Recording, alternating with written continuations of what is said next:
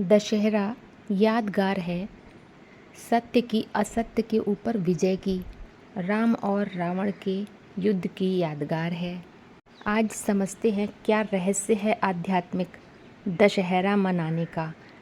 जो भी त्यौहार मनाते हैं वो संगम युग में पुरुषार्थी स्टेज की यादगार है। भारत में रामलीला खेलते हैं, रावण को जलाते हैं, लेकिन भारतवासी न राम को जानते न रावण को।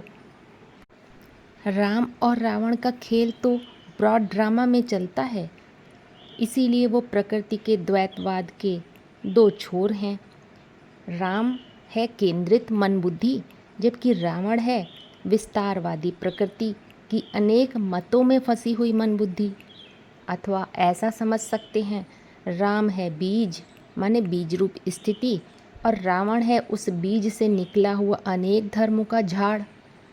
जैसे बीज से झाड़ निकलता है, अनेक टाल टालियाँ होती हैं, ऐसे ही मन बुद्धि रूपी आत्मा बीज है, और उस बीज से ही सारे धर्म माने धारणाएं प्रत्यक्ष होती हैं। कामना है तो क्रोध भी जरूर होगा, क्रोध कामना पूरी हो जाती है, मोह पैदा हो जाता है, लोभ आ जाता है, उसकी वजह से अहंकार आ जाता है। ये सब अनेक धर्मों का झाड़ है। मन दो तरह की प्रकृति के आधार पर कार्य करता है। सतयुग त्रेता में आत्म भाव वाली प्रकृति कार्य करती है, परा प्रकृति। द्वापर कलयुग में देह भाव वाली प्रकृति कार्य करती है, अपरा प्रकृति, जो विस्तारवादी है। लेकिन मुख्य बात यह है समझने की कि राम और रावण दोनों का अस्तित्व एक दूसरे के ऊपर निर्भर करता है। राम में ही रावण समाया हुआ है और रावण में ही राम समाया हुआ है। कैसे?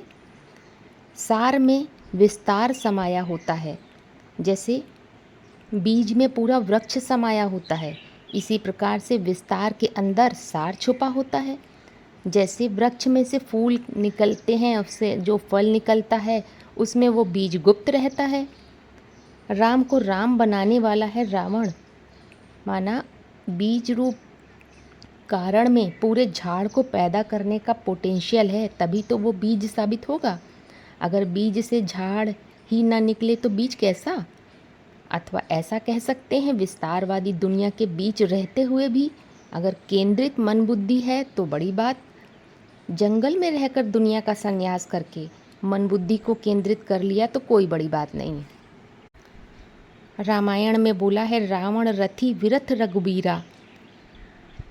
राम को अपना रथ नहीं होता, अथवा कह सकते हैं रथ में अपनापन नहीं होता। रथ ना होना कोई बड़ी बात नहीं है, रथ होते हुए भी उस रथ में अपनापन ना होना ये बड़ी बात है। रथ माना शरीर को ही रथ कहा है। आध्यात्म में देहभान की बात है, स्थूल रथ की बात नहीं।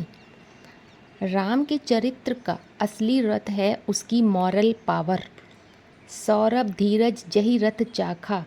जिस आदमी के अंदर धैर्य है, जिसके अंदर शूरवीरता है अटल खड़े होने की, और उसके अंदर बल है, चरित्र का बल सबसे ऊंचा होता है, वो इंसान कभी भी फिजिकल पावर वाले से मात नहीं खा सकता।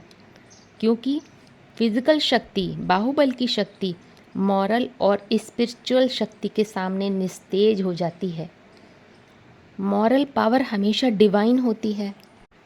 राम अर्थात रम्यते योगिनो यस्मिन इति रामः। राम और रावण की पहचान साथ साथ होती है। जितना जितना मन बुद्धि सत्य ज्ञान में रमण करती जाती है, उतना ही असत्य प्रत्यक्ष होता जाता है। ऐसे ही आत्मा होना बड़ी बात नहीं। आत्माएं तो सभी हैं बिंदु बिंदु, लेकिन आत्मिक स्थिति में टिकना बड़ी बात। माना देह को धारण करते हुए देहभान के साथ आत्मिक स्थिति में टिकने की बात है। राम माना केंद्रित मन बुद्धि का आधार है उसका विस्तार। रावण को रावण साबित करने वाला है राम। अगर हर आत्मा का अपना मूल स्व का भाव राम ना होता, रमण करने वाला ना होता, तो किसी को रावण से कोई परेशानी नहीं होती। साबित होता है कि रावण तब महसूस होता है, रुलाने वाला तब महसूस होता है जब तक राम माना रमण करने वाली स्थिति का स्वाद ही न चखा हो। इसीलिए महावाक्यों में बोला जाता है, जिसने रसगुल्ला खाया होगा वो याद जरूर आता है। इसीलिए हर मन बुद्धि रूपी आत्मा का मूल गुणधर्म शांत होता है, तभी सबको अशांति महसूस होती है। राम है सत्य। सत्य उसे कहा जाता है जिसका कभी नाश नहीं हो सकता। जैसे बीज का कभी नाश नहीं होता, पूर्णता ही सत्य है। फिर सवाल पैदा होता है, राम अगर सत्य है, पूर्ण है, तो रावण के संग युद्ध क्यों? तो जवाब है कि स्थूल युद्ध की बात नहीं, ये तो मानसिक युद्ध की बात है। वो भी कब? जब राम अपनी सीट पर सेट नहीं था। उसे अपनी सीट पर सेट होने के लिए मानसिक युद्ध करना पड़ा रावण के साथ। रावण माना उसका अपना ही विस्तार है, वो मिथ्या है, फंसाने वाला है। उसको गहराई से पहचानना पड़ा। जितनी गहरी समझ उसके प्रति डेवलप होती गई, उतना ही वह अपने सार रूप में अपने सीट में सेट हो जाता है। पुरुषार्थी स्टेज की बात है। उसके मुकाबले रावण है मिथ्या, इसीलिए माया रावण कहा जाता है। मिथ्या भी कहते हैं। मिथ्या माने जो चीज़ जैसी है यथार्थ रूप में वैसी नहीं दिख रही, भ्रम पैदा करने वाली नज़र आ रही है, तो माया का रूप है। वो साकार रूप भ्रमित करने वाला है, और ओरिजिनल रूप तो स्वरूप है, कारण रूप। वो समझ में नहीं आ रहा तो साकार रूप में फंस जाते हैं। वो जैसे मिथ्या का रूप है, माया का रूप। इसीलिए महावाक्यों में बोला है, हर आत्मा के अंदर राम भी होता है तो रावण भी। रावण को पहचान कर ज्ञान से परिवर्तन करना बड़ी बात है। जब तक राम की पहचान नहीं हुई, मुकर्रर रथ की पहचान नहीं हुई, तो विस्तारवादी प्रकृति कार्य कर रही होती है। अपरा प्रकृति माना देहभान है, तब तक दोष दृष्टि होती है, उंगली बाहर उठती है, पर को दूसरों को दोषी समझते हैं। माना जब तक रावण का पुतला जला रहे हैं तो साबित हो रहा है रावण को मान तो लिया है, अभी जाना नहीं है। जाना ही नहीं, पहचाना ही नहीं, तो रावण माने रुलाने वाले का परिवर्तन कैसे कर सकते हैं? और जानना पहचानना होता है ज्ञान के आधार पर। ज्ञान माना जानकारी, ज्ञान माना बाप, बीज की पहचान, कारण की पहचान। जब बीज की पहचान होती है तब पता चलता है कि राम मुझ बीज रूप आत्मा की मन बुद्धि की एकाग्र स्थिति है, केंद्रित मन बुद्धि की स्थिति। और रावण भी हमारी ही मन बुद्धि रूपी आत्मा की अनेक मतों से प्रभावित बुद्धि की स्थिति है। इसीलिए जो बीज रूप स्टेज का पुरुषार्थी होगा वो मूल को पकड़ेगा, किसी भी परिस्थिति का कारण खुद के अंदर खोजेगा, स्वयं को समझेगा। अब उसका ध्यान प्रकृति की ओर नहीं जाएगा, पर की ओर नहीं जाएगा। किसी ने क्रोध किया तो सोचेगा इस क्रोध के पीछे हमारे अंदर की क्या कामना छुपी है जो पूरी नहीं हुई, जिसकी वजह से हमको दुख हुआ।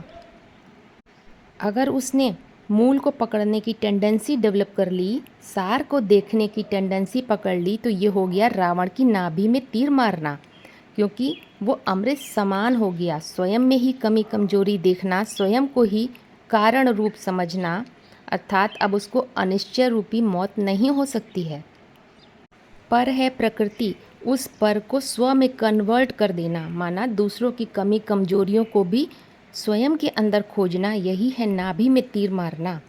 बीज रूप स्टेज के पुरुषार्थ में स्वयं को सभी बातों का कारण रूप समझते हैं, तभी परिवर्तन होता है, क्योंकि परिवर्तन मूल में ही होता है, गहराई में जाकर। इस तरह से रावण का पुतला हद में जलाने की बात नहीं, ये तो वास्तव में आध्यात्मिक रहस्य है।